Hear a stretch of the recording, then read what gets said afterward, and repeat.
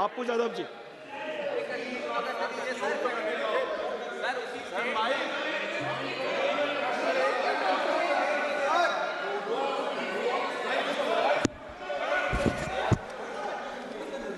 अध्यक्ष जी, आपको बहुत बहुत धन्यवाद अध्यक्ष जी। मैं वाद विवाद में नहीं जाऊंगा। मेरा सवाल सबसे पहले अपने उस पराक्रमी सेना के लिए जिन्होंने अद्वितीय पराक्रम दिखाया। भले ही हमारे नीति ने उनके पराक्रम को लक्ष्य तक नहीं पहुंचाया, लेकिन हम सब का जीवन, मन, धन, सेना के आजीवन उनके परिवार के प्रति समर्पण। जो भाई बहन, जो हमारे परिवार के लोगों ने इस देश के 26 शहीद को हम लोगों ने खोया, हृदय की गहराइयों से मैं उनको श्रद्धांजलि देता हूं। साथ साथ कश्मीर के उन अवाम को जिन्होंने आज़ाद हिंदुस्तान में हमेशा शहादत दी है हर मोर्चे पे, मैं उस परिवार को, उस पिट्ठू भाइयों को, उस घोड़े वाले को, सभी अवाम को जिन्होंने पूरे देश के उस पहलगाम में हमारे बच्चे भाइयों की हिफाजत की, उसको दिल की गहराइयों से पूरे सदन और देश, हम सब उनके प्रति कृतज्ञ हैं। जनाब, पुलवामा क्यों?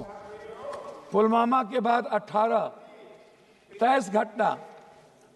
अध्यक्ष भैया, एक मिनट भैया, प्लीज हमारे बीच में ना बोलिए।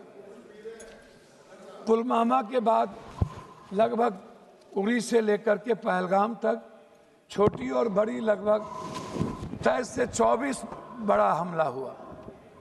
11 साल नरेंद्र भाई मोदी जी प्रधानमंत्री रहे। 370 की ढिढोरा पीटी गई। कहा कि 370 के बाद आतंकवादी कमजोर हो जाएंगे और खत्म हो जाएंगे। 370 के बाद आतंकवादी हमला बढ़े, हमारे सैनिक जवान की शहादत हुई और हमारे भारत के स्वाभिमान और सम्मान पर ठेस पहुंचा। मेरा सवाल सरकार से है कि 3 क्विंटल बारूद पुलवामा में जो आए और पुलवामा के घटना के बाद आप एक नया चुनाव लड़ लिए, कम से कम भगवान का तो राजनीतिकरण होता ही है। इस देश की जब आप राष्ट्रवाद की बात करते हैं तो आपको मानवतावाद को पहले बात करना पड़ेगा। हमारे डिफेंस मिनिस्टर संगच्छध्वम संबद्धध्वम समवो मनांसि जानताम देवा भाग्यम यथा पूर्वे संजानना उपासते समानी वयाकुति समाना हृदया निभा समानो मस्तो नमा यथा वह सुशासन। एक लाइन बोले और लाइन वो भूल गए। और इसी में है भारत की पूरी संस्कृति, पूरी सनातन, पूरी वसुधैव कुटुंब, पूरा सर्वधर्म संभाव और सार्वभौमिकता। इससे हमारा भारत पूरी दुनिया में गौरवान्वित होता है। लेकिन कभी भी हम नेता और हम पार्टी के लोग किसी भी छोटी बड़ी घटना का राजनीतिकरण करते हैं।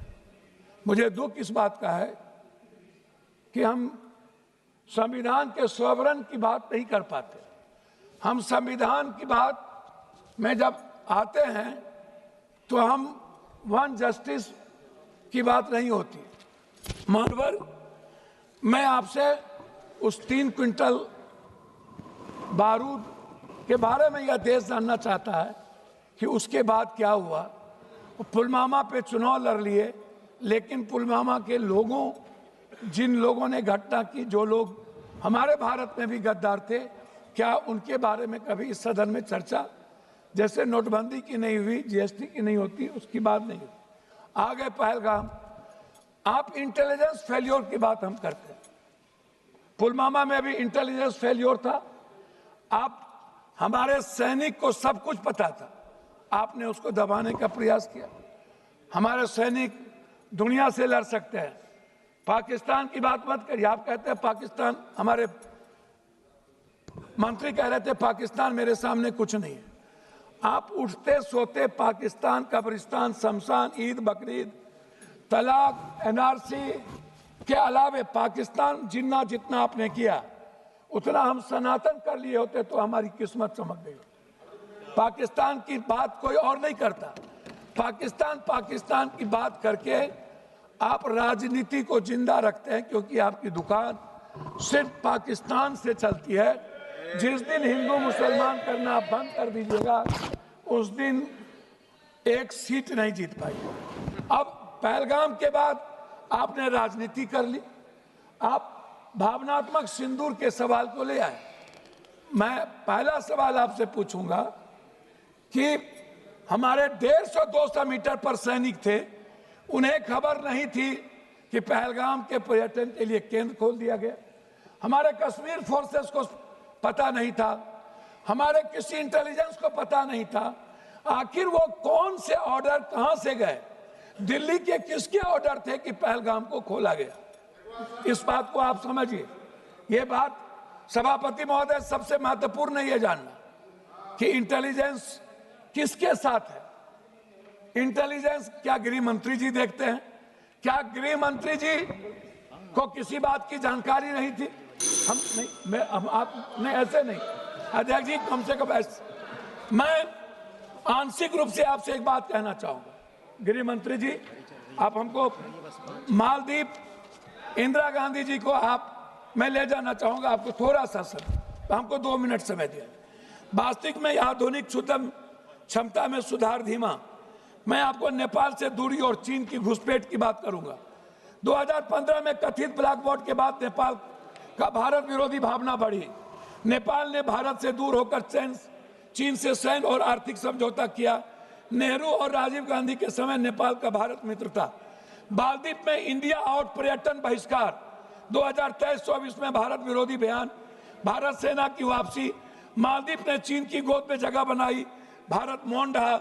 इंदिरा गांधी के समय भारत मालदीव समुद्री संरक्षक, सीएए बीएसएफ गोलीबारी, बांग्लादेश और भारत विरोधी माहौल, भारत के खिलाफ जनभावना बढ़ी। चीन ने वहां बंदरगाह परियोजना शुरू की।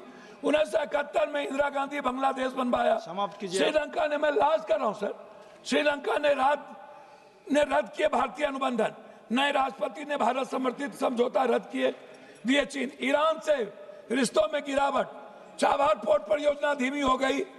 राजीव और इंदिरा जी के समय ईरान भरोसेमंद साझेदार था। SARCC, BIM, STC निष्क्रिय।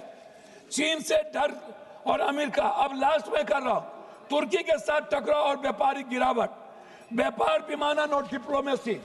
मैं अंतिम में मैं आपसे कहना चाहूँ, अंतिम में कह रहा हूँ सर, ऑनरेबल मेंबर, अंतिम में सर, मैं एक मिनट सर, एक मिनट ऑनरेबल मेंबर सर, एक मिनट सर, एक मिनट, मैं आप खत्म कर दीजिए, एक मिनट सर, एक मिनट जस्ट मिनट दुराई जी, जस्ट मिनट, एक मिनट भैया